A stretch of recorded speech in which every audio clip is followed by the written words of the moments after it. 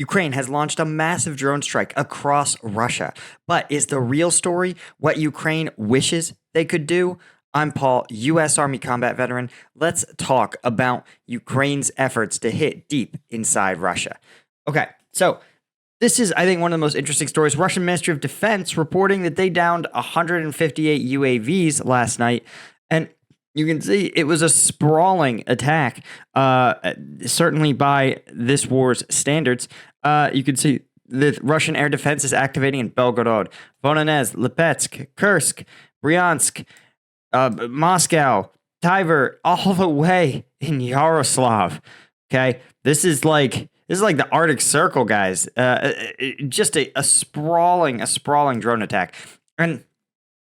But one of the things to take away here is we know that when Russia states things like 158 UAVs were downed, what they don't mention is the UAVs that got through. That's a pretty classic Russian statement here, where, again, they are intentionally trying to tout their successes, but ignore the failures. And with the drone attacks, there's an understanding at this point that because the drones are so cheap, they're so inexpensive, that they are expected to have a high attrition rate.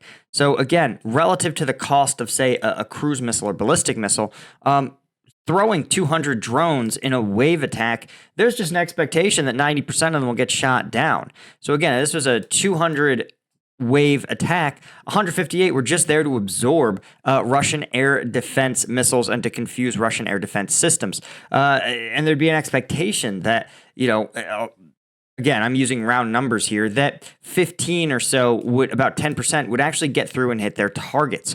This is still a really cost-effective method. And the targets, of course, made a lot of sense. Of course, targeting oil refineries. And as we see here, one of the refineries' buildings was damaged and a fire was reported following the attack. There you go. There's your answer. Getting through. Of course, there's also a number of other reported drone strikes, right? Near a local gas distribution plant. 2 fires were reported. Again, likely at least 1, possibly 2 drones getting through. The Karisha power plant in Moscow, but that appeared to have been thwarted. Again, you're seeing just an attack on Russian particularly oil and gas infrastructure, the things that make Russian oil and gas function. And that is, in all likelihood, the real objective in this, right? And we know that this sort of continued campaign to continually attrit Russian oil refining efforts has caused Russian oil production to dip. Of course, sanctions mean that Russian oil won't actually go up in price because there's some price caps. But this is, again, a sign, while some of these appear to be crashed drones, a number of them, again, seem to have gotten through successfully. But let's talk about what Ukraine wishes it could do. But before we do that, I want to mention Strike Gum. Strike Gum, guys, it's the energy drink alternative. 0 sugar, 90 milligrams of caffeine. Best of all, it's on Labor Day sale. Strike Gum, we have free shipping with promo code LaborDay24 until September 6th, right? Free shipping on all orders over $50 if it's domestic, and just 20% off your international orders. So check it out, right? You notice that it means you want to pick up 2 packs of the 5 packs.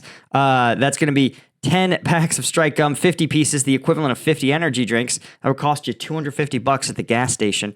But here, again, it's superior in every way, especially if you're like a cop, a firefighter, you work in the trades, you're a new parent, right? If you need your hands to do your job, which is, pretty common, you can't show up to your job site. You can't show up to work carting around a Red Bull.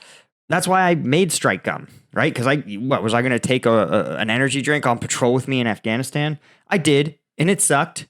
I had to keep those things in my cargo pockets, and they would like clang as I walked. It was not exactly tactical. So I created Strike Gum, right, where you can get all the caffeine of an energy drink, no sugar, and 100 milligrams alpha GPC. Oh, and by the way, it's made in the USA and veteran owned, so you know that your money's not going to some overseas manufacturer in China. So check us out, strikegum.com, and use promo code LaborDay24. Oh, and by the way, that same promo code, LaborDay24, that also works on Combat Vet News.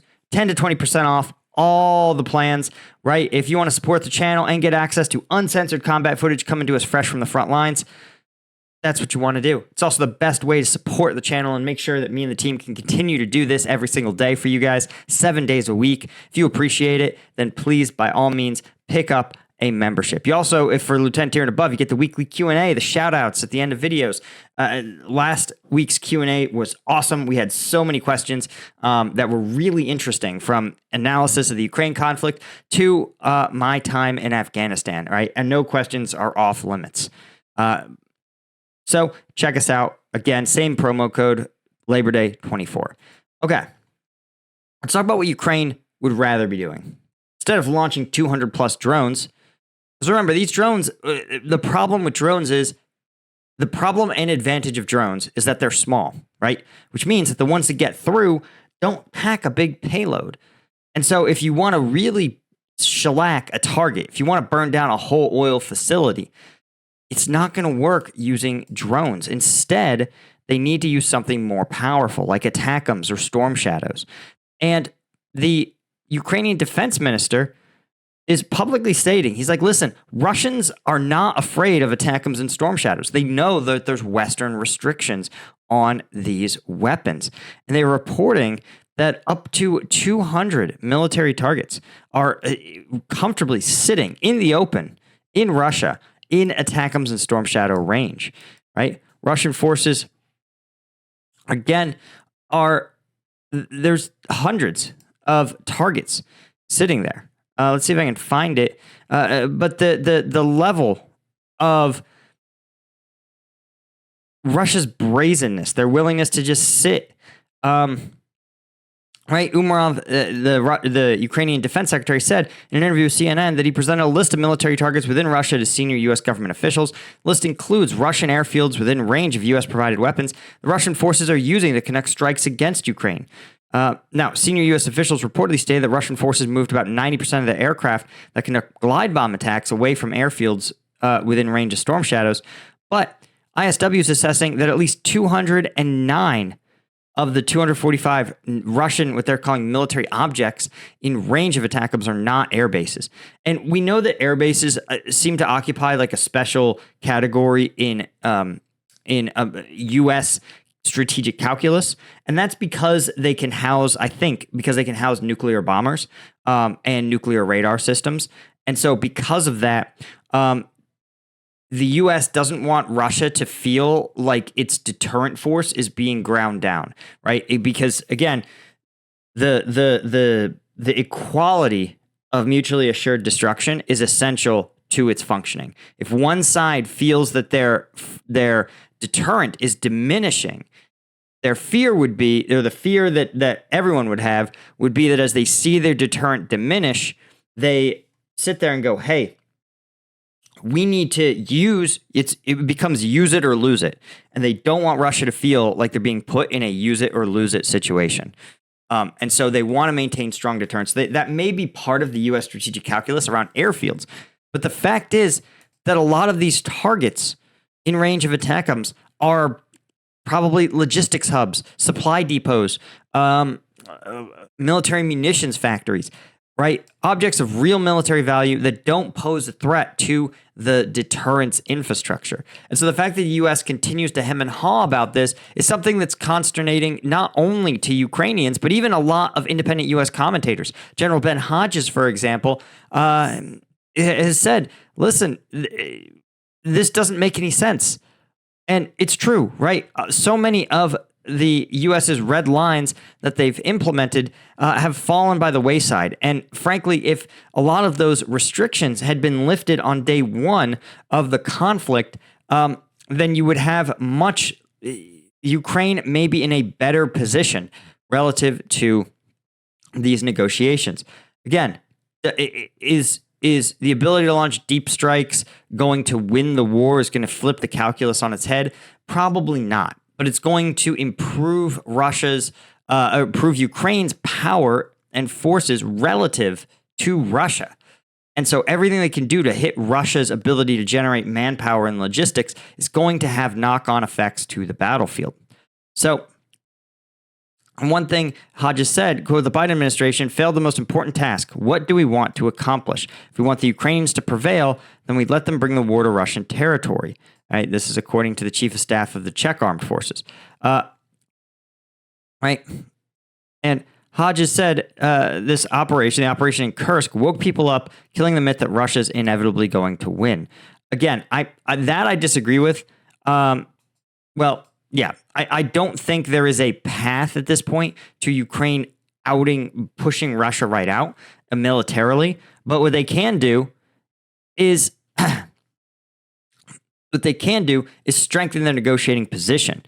Again, if they could seize some key terrain in Kursk, they could sit there and be like, listen, if you, Putin, want your country back, want every square inch of your country back, you're going to have to start to give up some serious stuff, right? Even if they sat there and said, listen, you want Kursk back, retreat back to your 2014 borders, and we will grant you recognition of them.